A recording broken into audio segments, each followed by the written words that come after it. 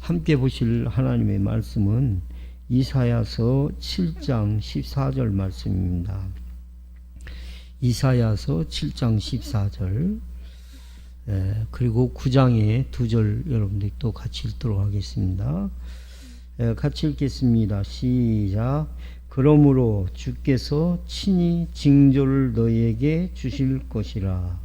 보라, 처녀가 잉태하여 아들을 낳을 것이요 그의 이름을 임마누엘이라 하리라. 아멘. 자, 9장에 또 여러분들 6절 말씀, 7절 말씀, 2절 또 같이 읽겠습니다. 시작. 이는 한 아기가 우리에게 낳고 한 아들을 우리에게 주신 바 되었는데 그의 어깨에는 정사를 메었고 그의 이름은 기묘자라, 모사라, 전능하신 하나님이라, 영존하시는 아버지라, 평강의 왕이라 할 것임이라. 그 정사와 평강의 도함이 무궁하며 또 다윗의 왕자와 그의 나라에 군림하여 그 나라를 굳게 세우고 지금 이후로 영원히 정의와 공의로 그것을 보존하실 것이라. 만군의 여호와의 열심히 이를 이루시리라. 아멘. 자, 이사야서를 여러분들이 오늘 구약 성경을 읽었습니다. 근데 여러분들이 보실 때 이사야는 언제 기록된 이야기일까요? 이사야서 기록이 언제쯤 기록이 됐을까요? 하나님이 이사야 선지자를 통해서 예언하신 내용인데, 그러면 이사야가 살고 있었던 그 시대를 이야기를 하는 거잖아요. 그죠? 그래서 이제 여러분들 잘 아는 구약의 왕 중에 히스기야라고 하는 왕, 또 그 위에 이제 아래 위로 또 왕들이 있는데, 그들이 집권하던 그 시기에 하나님이 예언자로 세우신 종입니다. 근데 그러면 예수님이 오신 지가 지금 얼마 됐다는 얘기예요. 여러분, 이 부분들을 오늘 알고 이 본문을 우리가 이해를 좀 해 들어가야 되거든요. 예수님이 이 땅에 오신 지 얼마 됐어요?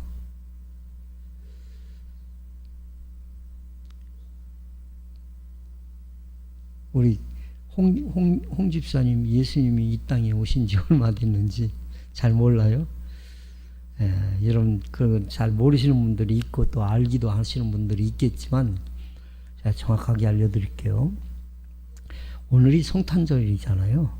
성탄절은 예수님이 이 땅에 오신 생일로 기억되어져 있는 날이죠. 그런데 날짜는 정확하지 않아요. 모릅니다. 정확하게.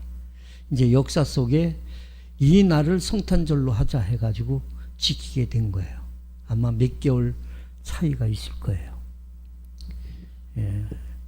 1월 달로 저는 알고 있습니다. 역사적으로 보면.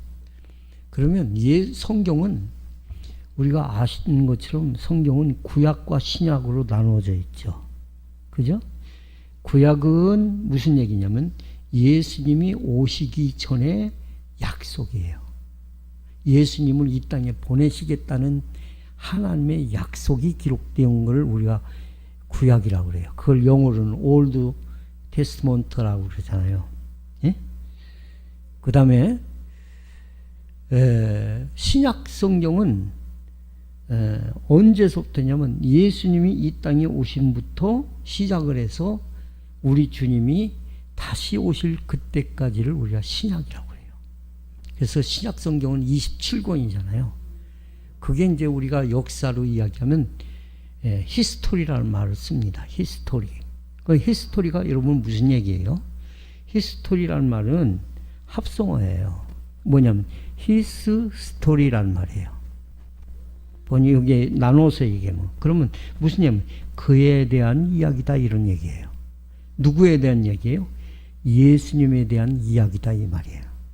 그래서 이 신약 성경을 우리는 영어로 뭐냐면 보통 AD라고 그러죠. 그 영어로 얘기하면 엔노 도미니라고 그래요.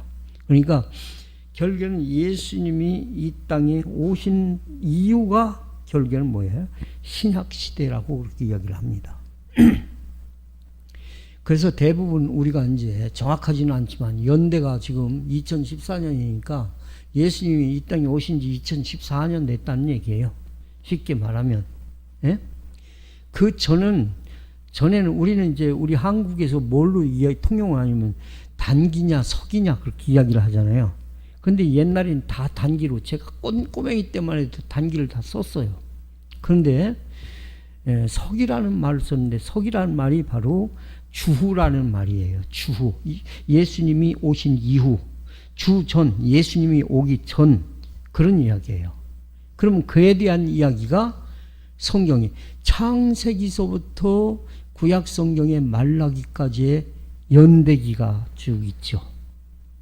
그래서 이제 그걸 우리가 구약 성경이라는데 예수님이 오기 전에 이 땅에 구세주를 보내시겠다라고 하는 약속을 하는 것이 바로 구약 성경입니다. 그러면 신약 성경은 뭐냐면 이 땅에 오신 예수가 이런 일을 했고 그 뿌리를 이야기한 게 마태복음, 마가복음, 누가복음, 요한복음이에요. 사도행전은 그 뿌리에 이행을 하는 역사를 이야기를 해서 우리가 역사서라고 이야기를 해요. 그리고 다른 서신들, 뭐 사도 바울을 기록한 내용이라든지 베드로가 기록한 내용이라든지 또 누가라고 하는 사람이 기록한 내용이라든지 이런 모든 저자들이 있잖아요. 역사 속에서 신약 성경에도. 그러니까 예수님이 요한계시록을 맨 마지막으로 기록할 연대를 추산잡아 몇 년도로 보냐면 90년에서 95년 사이로 봅니다. 그럼 그때 다 어떻게 해요? 신약 성경은 다 끝난 거예요.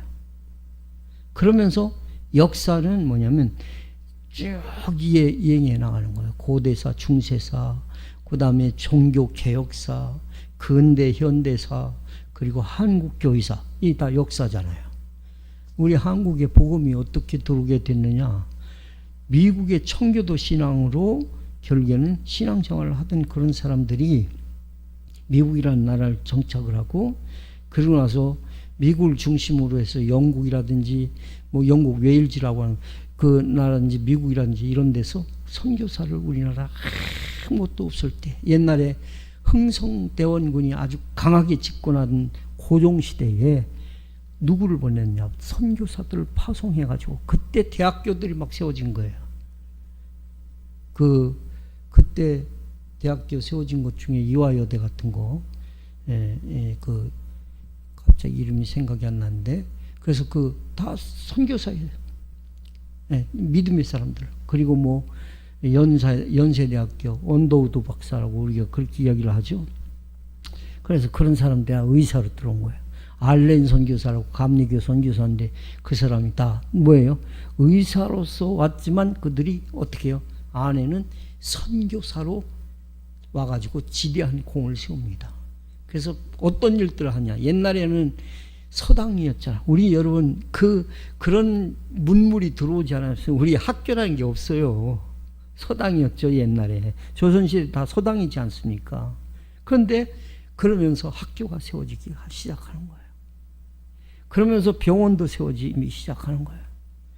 그러면서 목사님들이 어떻게 되고 1907년도에 여러분 7명의 목사가 여러분 출발이 됩니다. 한국교회 역사를 보면 평양에서 출발이 돼요. 그래서 그 대부분 감리교 선교사는 저 서해바다 아래쪽을 중심으로 해서 들어오고, 그리고 장로교는 어떻게 해요?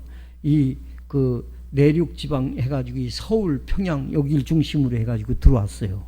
예?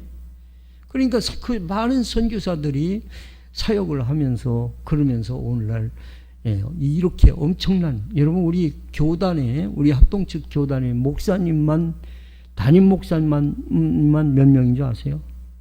12,000명 가까이 됩니다. 부목사까지 다 합하면 몇 명이나 되냐? 3만 명 가까이. 우리 교단만. 다른 교단 다 하면, 다 해버리면, 우리 교단이 이제 세계에서 제일 큰 교단인데 3만 명 정도 되는 그 교회가 여러분 교단이 없죠. 세계 어떤 나라에도.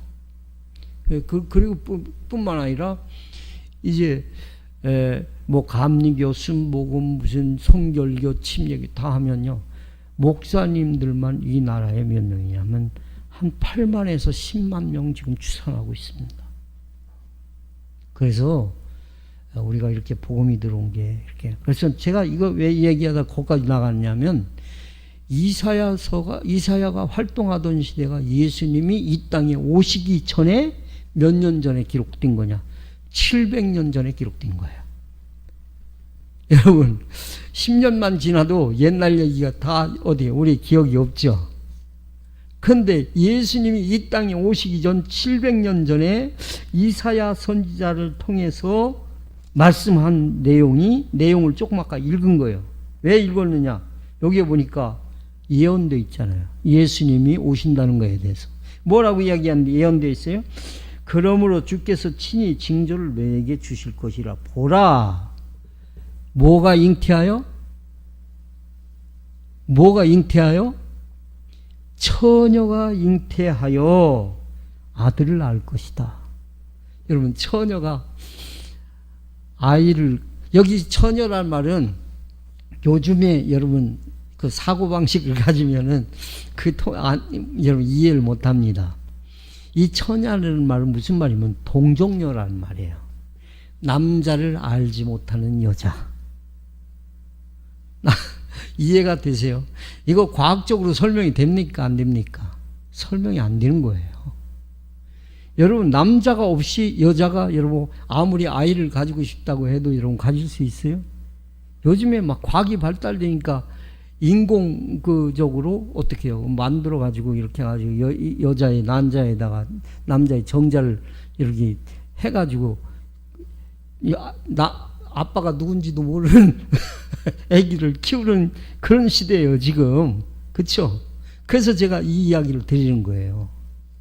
성경의 이야기는 우리가 생각할 수 없는 우리 어떤 과학과 논리를 초월해서 이야기하는 그런 말씀이란 말이에요. 처녀가 오늘 이 성경에 있는 14절 아까 읽었잖아요. 그래서 잉태를 해서 아들을 낳을 것이다. 그리고 그 이름을 뭐예요?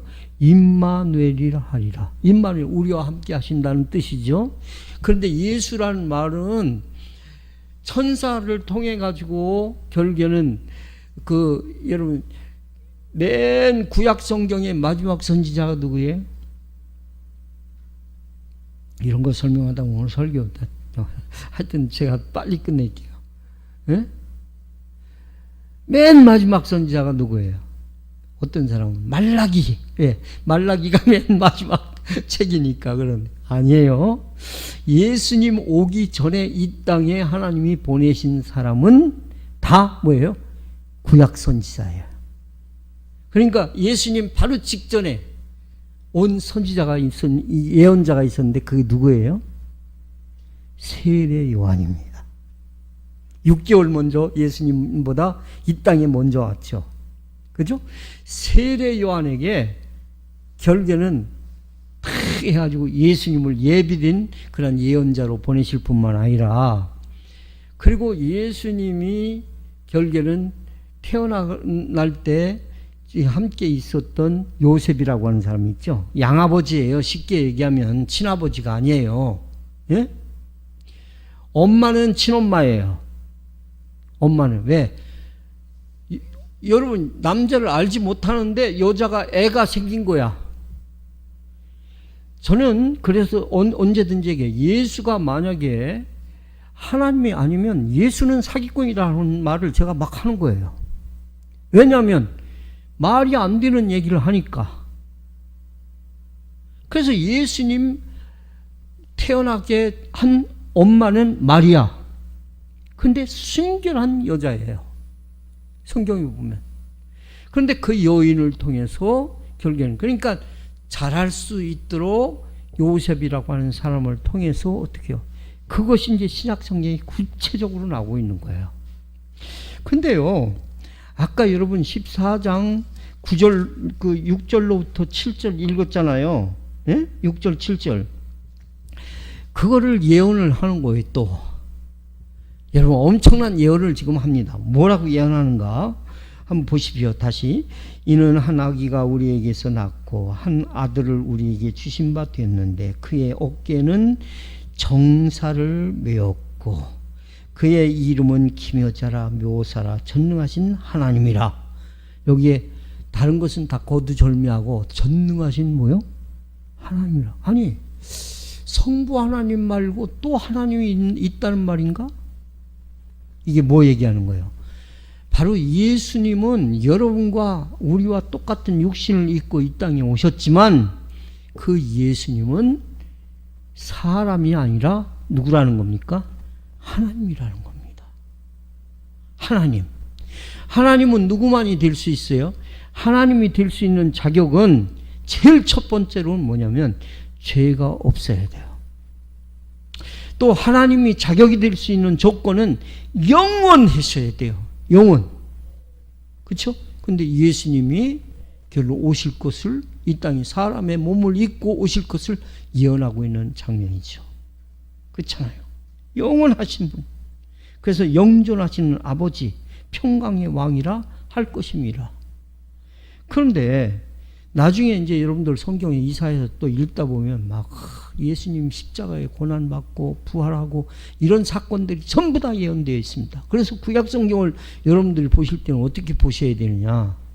여기에서는 뭘 예언하고 있는가? 여기에 대해서는 예수님에 대해서 뭐라고 이야기하고 계시는가? 이렇게 보시면서 구속사적인 측면을 여러분들이 먼저 답을 얻고, 내가 그래서 구원의 확신을 얻은 다음에 하나님의 자녀로서의 품위를 가지고 여러분들이 신앙생활을 해야 이게 잘하는 것입니다. 그럼 오늘 그 얘기를 드리는 거예요. 그래서 아무튼 뭐 7절에도 나와 있고 뭐 뒤에 아직 여러분 다윗은 그 히스기야 왕이 이전에 결국엔 그 2대 왕이잖아요. 1대 왕은 사울 왕이고 2대 왕은 다윗 왕이고, 그러면서 솔로몬 때에 나라가 딱 깨져버리잖아요. 북이스라엘과 남방 유다. 그렇죠? 그러면서 이제 왕국이 각각 이렇게 가지고 운영되어졌던 그런 역사를 우리가 이제 가지고 있는데, 아무튼 성경은 이렇게 예수님이 이 땅에 오신다고 하는 것을 벌써 이사야라고 하는 예언자를 통해서, 물론 참 근데 그때 당시에도 그런 예수님에 대한 예언이 있는데, 예수님에 대한 구체적인 예언은 구약 성경을 보면 점점 막 확대되어 가지고 이분이다라고 하는 것을 정확하게 짚어줍니다. 놀라운 일이죠, 이건. 그래서 예수님이 이렇게 이 땅에 동정녀 마리아에게서 태어나신 것은 이건 하나님의 즉흥적인 결단이 아니라는 거예요. 즉흥적으로 이렇게 해서 사람들이 이렇게 논리적으로 풀어가지고 이야기한 그런 사건이 아니라는 거예요. 인간의 범죄 이후에 하나님의 예언이 수천 년 전에 걸쳐 증거되었던 그런 사건의 실현이다 라고 하는 것입니다. 그래서 여러분, 오늘 여러분들에게 말씀드리려고 하는 것은 뭐냐면 하나님의 포기와 선택이라고 하는 말씀으로 이 시간 같이 은혜를 받으려고 그래요. 하나님에 따라서 하세요. 하나님의 포기와 선택. 예. 하나님 포기하시고 뭘 선택하셨느냐라고 하는 것을 오늘 이 사건을 들어서 이야기를 하려고 합니다. 그게 여러분들 요한복음 3장 16절 너무너무 우리가 많이 들었던 이야기잖아요. 다 알잖아요. 외우고 있잖아요. 그 내용을 보면 하나님이 세상을 이처럼 사랑하사, 이게 뭐냐면 하나님이 세상을 이처럼 사랑하셨기 때문에 어떻게 해요? 선택하신 거예요. 포기하신 거예요. 선택을 하려니까 포기를 안 할 수가 없는 거예요. 그래서 이처럼 사랑하신 이 세상을 위해서 뭐라고 그랬어요? 뭘 포기하셨어요? 이는 저를 믿는 자마다 멸망치 않고 영생을 얻게 하려 하심이라. 완벽한 영원한 생명을 얻으려면 포기를 해야 되는데 누구를 포기해야 돼요? 당신을 포기를 하셔야 되는 거예요. 그러니까 어떻게 보면 예수님이 이 땅에 오신 날은 정확하게 말하면 기쁜 날이기도 하지만 사실은 슬픈 날이기도 한 거예요. 왜? 하나님이신 그분께서 인간의 몸을 입고 이 땅에 사람의 몸을 입고 왔다는 것이 무슨, 우리가 여러분 신학적으로 그걸 뭐라고 하냐면 비하의 신분이다 이런 이야기를 합니다. 그처럼 비천한 신분을 가지고 예수님이 이 땅에 오실 수가 있나요? 여러분, 우리가 정교라고 하는 여러분 그 불교의 석가모니 여러분, 이 사람은 대단한 집안의 사람이죠. 인도의 어떤 집안의 사람이에요? 왕가예요. 왕족의 집안이에요. 공자는 여러분 어떤 사람입니까? 공자는 대대손손이 어떤 사람이냐면 역사 속에서 아주 뭐예요? 고유한 학문가의 집안이에요. 그래서 유교잖아요, 그게. 원래 세계 4대 종교 그러면, 예? 처음에 불교, 그 다음에 유교, 그 다음에 이슬람교? 그거 들어가나? 뭐라 해요? 불교, 유교, 4대 종교 할 때. 맞아요. 예, 누구 들어가냐면, 모하메드라고 하는 사람이 들어가요. 하나님 배경 깔고 희한하게 아랍 사람들이 그걸 여러분 선택을 해요. 그걸 선택을 하는데 그게 이제 그것도 이제 굉장한 집안의 사람이에요. 예수님은요 정말 가난한 당시에 최악의 목수의 집 안에서 태어나셨어요. 예수님. 그렇게 흔히들 여러분 일반 학문에서 다룰 때 그렇게 다루잖아요. 4대 종교 할 때 그렇게 이야기하는 모하메까지 포함해가지고 예수까지 포함해서 그렇게 이야기하잖아요. 아무튼 성경은 어떻게 이야기하느냐면 하나님이 당신을 포기하셨다는 거예요. 포기. 왜냐? 그러니까 이제 당신이 하나님 되신 것을 포기하고 조물주가 피조물의 형상을 입게 된 그 자체가 너무 이게 엄청난 사건인데요. 우리가 이해가 할래도 도무지 우리의 논리로는 이해가 안 되는 사건은 틀림이 없어요. 예수님이 이 땅에 오실 때 여러분 어떤 일들이 일어났어요? 헤롯 왕으로부터 그때 당시에 2살 이하의 아기들은 다 죽여버렸습니다. 완전히 싹 죽여버렸습니다. 2살 이하에. 남자라면 다 끔찍한 사건을 보게. 지금도 이스라엘 가면 그 아기들을 파묻었던 그런 장소를 저는 가서 봤어요. 그대로 그 관이 돌에다가 이제 관을 이렇게 만들어 가는데 막 수천 개가 막 널려 있습니다. 애기 무덤이에요. 이렇게 쫙 닮아가니까. 그런데 어떻게든 예수님이 이 땅에 오시기 위해서 수많은 어떻게요? 아기 순교자들이 있었던 거예요.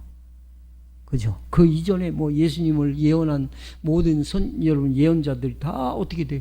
대부분 다 순교했죠. 그렇잖아요. 어떻게 됐든 예수님이 이런 얘기야. 육신을 입고 있으니까 예수님도 우리와 동등한 모든 어떻게요? 감정, 희노애락을 다 어떻게 가지고 계신 거예요. 근데 예수님이 십자가에 달려 돌아가시기 전에 무슨 고백을 하냐면, 아버지요, 이 잔이 내게서 지나가게 해주세요.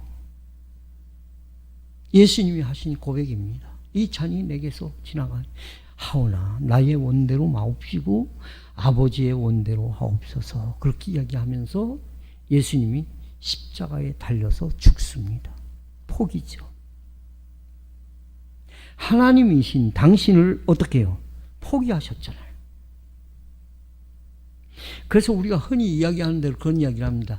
하나님의 핏값으로 여러분과 나를 어떻게 해요? 하나님이 사셨다는 사실이에요. 이걸 잊어서는 안 됩니다.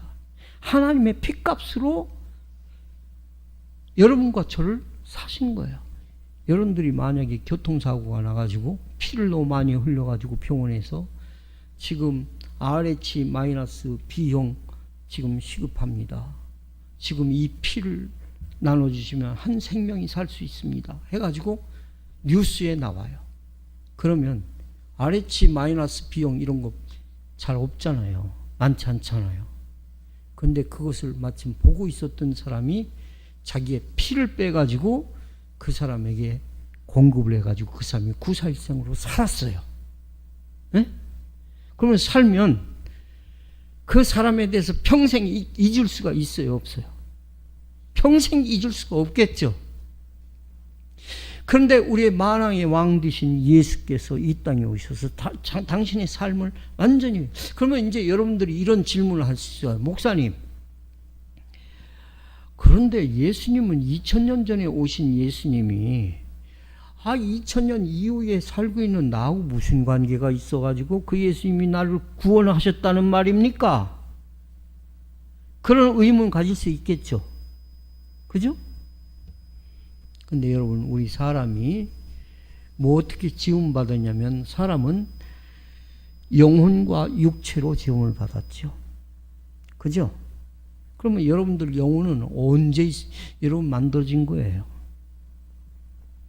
여러분들이 정신, 여러분들이 하나님을 찾는 그러한 모든 것들 언제 만들어진 겁니까? 그것이 만들어진 거는 창세 이전에 이미 결국엔 하나님이 다 만든 존재였던 것이죠. 육체는 우리의 조상인 아담과 하와가 창세 때에 하나님이 맨 끝날에, 일곱째 날에 만드셨죠. 그죠? 그러면 여러분들이 이 땅에 오신 때는 언제요? 육체가 올 때는 엄마의 모태로부터 태어나죠. 그죠? 그러니까 내가 나이가 70이다 그러면 내 나이가 70 이전에 우리 어머니의 모태에서 내가 육신이 태어났고, 나의 영혼은 언제 있었다는 거예요? 벌써 우리 주님이 온 우주 만물을 창조하기 전에, 그래서 하나님의 선택이라는 것이 바로 그때 쓰이는 거예요. 그런데 하나님이 보시는 시각은 뭐냐면, 우리에게는, 인간들에게는 과거, 현재, 미래가 있어요. 그죠? 우리에게는 과거, 현재, 미래가 있잖아요. 그래서 역사를 어떻게 해요? 쫙 일자로 표현되어져요. 그런데 하나님의 역사는 과거가 없어요. 현재도 없어요. 현재만 있어요. 미래요? 다 동시적으로 보는 거예요. 우리가 간혹가다 범죄를 합니다. 예수를 믿는다고 해도 실수할 수 있어요. 그러면 욕하고 하지 못할 때, 예수 믿는다고 하면서 술집에 가가지고 못된 짓 하는 사람들 엄청나게 많습니다. 내가 요즘에 국회의원들 뉴스를 제가 들어보면요, 지저분하기가 그렇게 지저분한 사람들이 아니에요. 막 그냥 창녀들하고 못된 짓 다 하고, 응? 술집 여자들하고 자기 부인이 오면이 있어요. 그래서 결국에는 그런 것들이 결국에는 주님을 못을 박는 거예요. 내가 주님을 영접했다고 하면서도, 주님을 믿는다고 하면서도 한눈 팔잖아요. 우리가 예수님을 알고 난 다음에는요, 여러분 절대로 여러분 눈 팔면 안 되죠. 그렇다면 하나님의 자녀의 모습에서 벗어난 거잖아요. 그래서 매 순간순간 주님, 나를 위해서 십자가에 달리신 주님, 그렇게 포기하셨고 이 귀한 생명을 나에게 주셨는데 내가 주님 앞에 이렇게 살 수가 있습니까? 그러면서 또 회개하고 또 회개하고 또 생각나면 또 회개하고 찾아서 회개하고 이러면서 주님을 만나는 귀한 역사가 전개가 되어진 거죠. 그래서 하나님의 자녀로서 위치인 여러분과 저는 먼저 포기해야 될 게 있어요. 그게 뭔지 아십니까? 마귀가 우리를 자꾸 어떻게 해요? 노려보고 있다가 살짝 들어와가지고 우리를 시험에 들게 만드는 거예요. 우리 속에서 막 어떤 때는 분이 일어나고 막 입에서 세상에 하지 못할 욕지거리가 막 나오고 이럴 때도 있어요. 근데 그게 귀신이, 마귀가 조종하는 더러운 귀신이 그 사람의 마음에 들어가지고 지금 조종하는 것입니다. 하나님을 믿는다고 여러분 귀신 안 들어오는 거 아니에요. 정확하게 표현하는 거예요. 목사님 21세기에 무슨 귀신, 성경에 그런 귀신 얘기가 없어야 되지. 있습니다. 그 더러운 생각을 갖게 만드는 귀신이 우리를 혼란하게 만들고 진리를 분별하지 못하게 만들고 우리를 여러 가지 시험 속에 어두움 속에 빠져서 이렇게 뒤흔들어 버리는 거예요.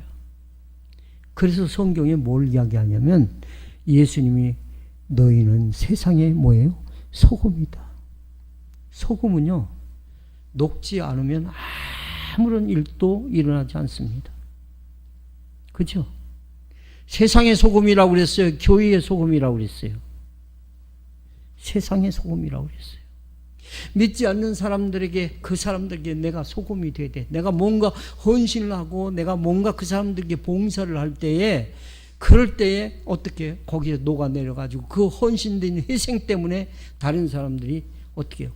일생. 왜? 내가 하나님의 자녀로서 구원받은 하나님의 자녀이기 때문에, 구원받은 하나님의 자녀가 내가 내 고집대로 내 마음대로 이렇게 산다고 하면 여러분 그 하나님의 자녀의 모습이 아니잖아요. 그래서 사실은 우리 교회도 이 지역에 있기 때문에 이 지역에서 빛을 발하고 소금의 행동을 해야 되는 거예요.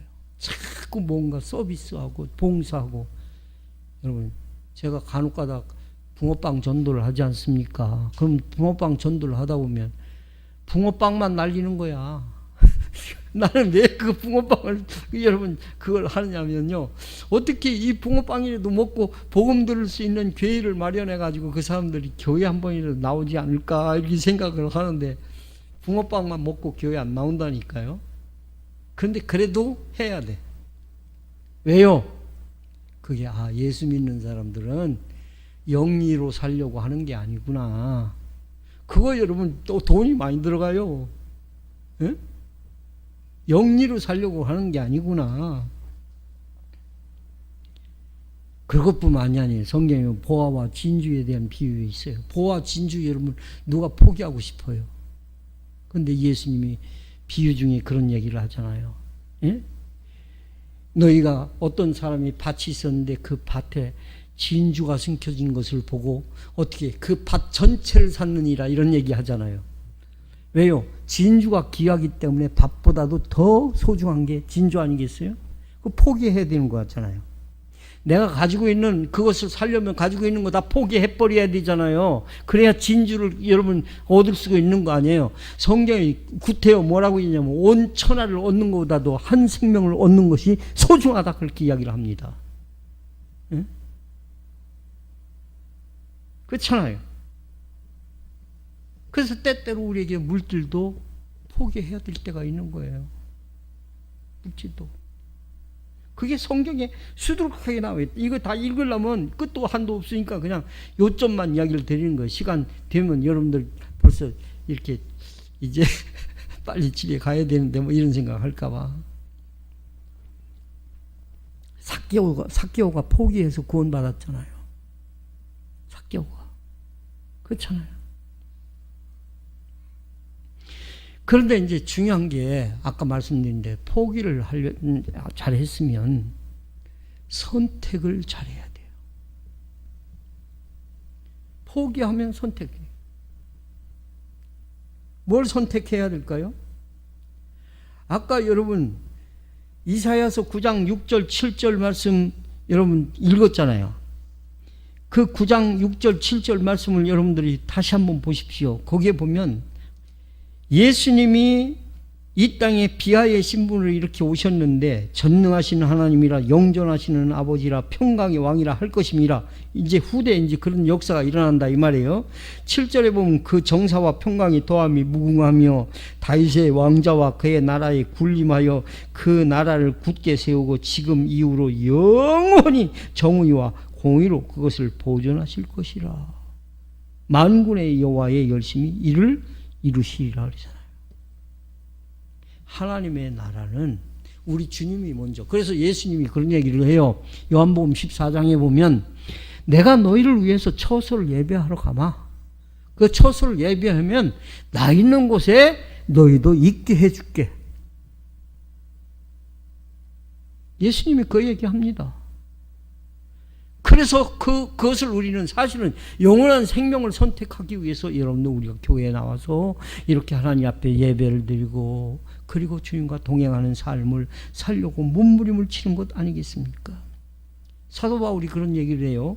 빌립보서 여러분 3장 13절 14절에 보니까 그런 얘기예요. 형제들아 나는 아직 내가 잡은 줄로 여기지 아니하고 오직 한 일 즉 뒤에 있는 것은 잊어버리고 앞에 있는 것을 잡으려고 표대를 향하여 그리스도 예수 안에서 하나님이 위에서 부르신 부르심의 상을 위해서 쫓아가노라 그랬어요. 사도 바울은요, 솔직한 얘기, 전도 안 하고 예수 안 믿어도요 이 땅에서 사는데 별로 지장이 없는 사람이에요. 로마의 시민권 가지고 있겠다, 권세예요. 그리고 자기에게 주어진 모든 위치에서 여러분 재물도 있겠다, 뭐 또 그 사람도 똑똑한 사람은 세상에 하나 또 없어요. 뭐하러 여러분 예수 여러분 증거하다가 그렇게 맞아야 됩니까? 뭐하러 예수 믿고 여러분 굶어야 되고 뭐하러 예수 믿다가 그렇게 여러분 순교까지 해야 되겠습니까? 그런데 그 사도 바울은 다 포기해버리고 앞에 있는 것을 잡으려고 쫓아간다. 우리 신앙의 정신은 그런 정신이 되어야 되는 것이죠. 저는요 얼마 전에도 오후에 그런 얘기를 했지만 노아의 방주, 여러분 노아의 방주는요 우리 식구들만 오후에 예배를 드리잖아요. 그냥 이야기를 한 거예요. 노아의 방주를 한번 생각해 봐라. 노아의 형제들 없었냐? 노아의 처갓집 없냐? 노아의 처갓집 식구들뿐만 아니라 노아의 결국에는 관련된 친구들 없냐? 노아의 아들 3명인데 그 아들하고 관련된 그런 처갓집이라든지 관련된 사람들 없냐? 그런데 방주에 들어가서 구원받은 사람은 노아의 식구 딱 몇 명이에요? 8명밖에 없습니다. 사람이 많고 적고 그렇게 중요하지 않아요. 그게 내가 하나님 앞에 선택받은 자로서 구원받은 자냐 버림받은 자냐 이게 중요하잖아요. 얼마나 전도하려고 여러분 노아가 몸부림을 치지 않았겠습니까? 그의 자녀들이 여러분 방주만 만드냐고 아르산 꼭대기에다가 그 잣나무 갖다 그 끙끙 들어 올리면서 그 어마어마하게 짓는 아이 목사님 요즘에 무슨 과학이 좋으니까 그런 거 생각을 하고 뭐 이렇게 해가지고 사람들 동원해서 도움도 받고 또 무슨 기계적인 도움도 있을 수 있고 있다는 생각을 하는데 그 시대가 여러분 언제 시대인데 그런 얘기를 합니까? 여러분 그냥 가족 식구 8명만이 그거 여러분 누구 얘기 듣지 않는 거예요. 하나님이 말씀만 홍수로 이 땅을 멸하신다고 하나님이 그러셨기 때문에 우리는 살 수 있는 방법은 이 방주 하나 짓는 것밖에 없어. 그러면서 방주 짓고 있다가 노아의 8 식구만이 하나님 말씀에 순종해서 그 사람들만 구원받은 거예요. 저는 교회 나온다고 구원받는다고 이야기하지 않습니다. 왜? 교회에 나와도 바리새인 같은 사람들이 있기 때문에 그렇습니다. 그러나 아무리 적은 사람이라도 주님은 소중히 보신다. 아멘 하세요? 여러분 소중히 보시는 하나님이에요. 예? 막 큰 데서 막 그냥 뭐 어마어마하게 막 차려놓고 어마어마한 오케스트라. 저는요, 세계에서 제일 좋다는 교회는 세계적으로 다 다녀본 사람이에요. 예? 그래서 알아요. 그래서 막 그냥 어마어마한 음악 하나만 들어도 그냥 가슴이 찌릿찌릿하고 모여있는 군중들만 봐도 막 마음이 막 이렇게 가지고 자부심이 막 일어나고. 여러분, 우리 주님이 그거 보시겠어요? 그거 보신다면 이 땅에 여러분 동정녀 마리아에서 여러분 쉴 곳도 눌 곳도 없는 마구간에서 태어날 이유가 없는 분이죠. 정확하게 예수를 믿고 구원받은 하나님의 자녀로서의 그 기쁨과 행복을 손에 쥐고 주님과 동행하면서 삽시다. 그래서 여러분 믿음의 사건이 아니면 안 되잖아요. 사랑하는 여러분, 말씀 맺겠습니다. 우리가 뭔가 소중한 것을 우리가 잃었다 생각. 여러분들 사실은 포기하고 여기에 오신 거예요. 오늘 여러분 국가적으로도 여러분 얼마나 처해진 그런 상황들이 막 뒤죽박죽. 이게 어떻게 해야 이게 풀려지? 참 머리가 뻑적지근하게 아프고 누워서 집에서 어떻게 가만히 누워서 따뜻한 방에서 텔레비전과 쫙 하면서 살아도 될 터인데 추운 날씨에 자동차 끌고 여러분 이 예배당 식구도 몇 명 되지 않는 이곳에 여러분들이 오셨어요. 뭘 포기해요? 여러분들이 시간이라고 생각했던 것들을 포기하고 우리 주님이 이 땅에 오신 날 그걸 생각하고 예배가 소중함을 알고 여러분들이 오신 거 아니에요? 그렇잖아요.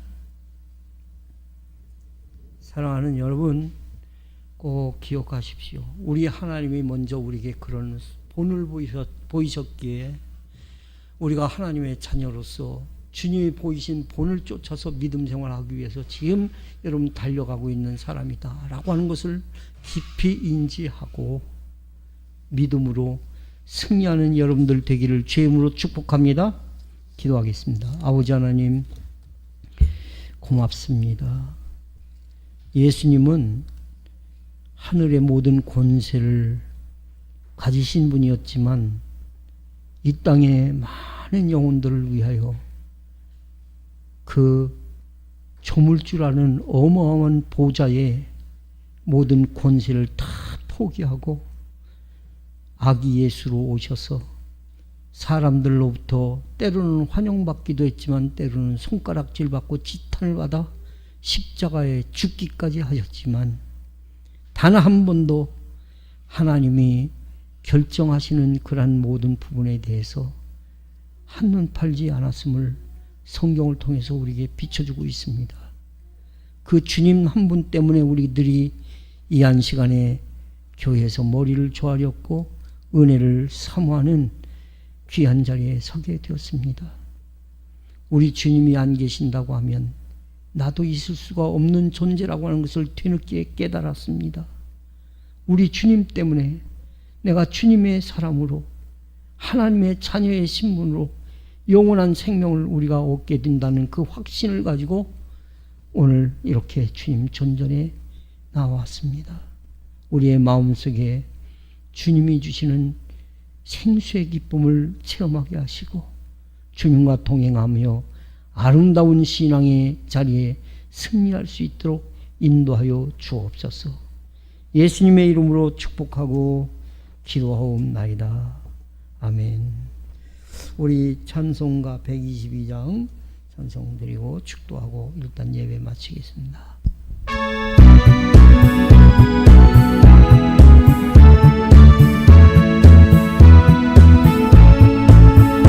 참 반가운 성도여 다 이리 와서 베들레헴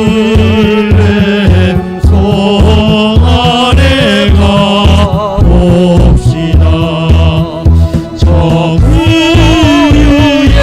누이신 아기를 보고 엎드려 절하세 엎드려 절하세 엎드려 절하세 구세 전한네 저 천사여 찬송을 높이 불러서 이 광활한 천지에 울리어라.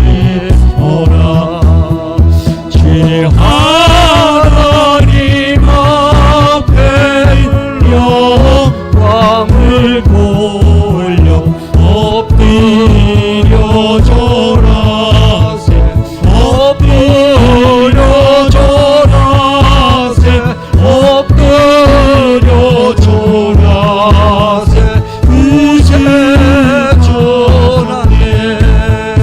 이 세상에 주께서 탄생할 때에 참신과 참 사랑이 되시려고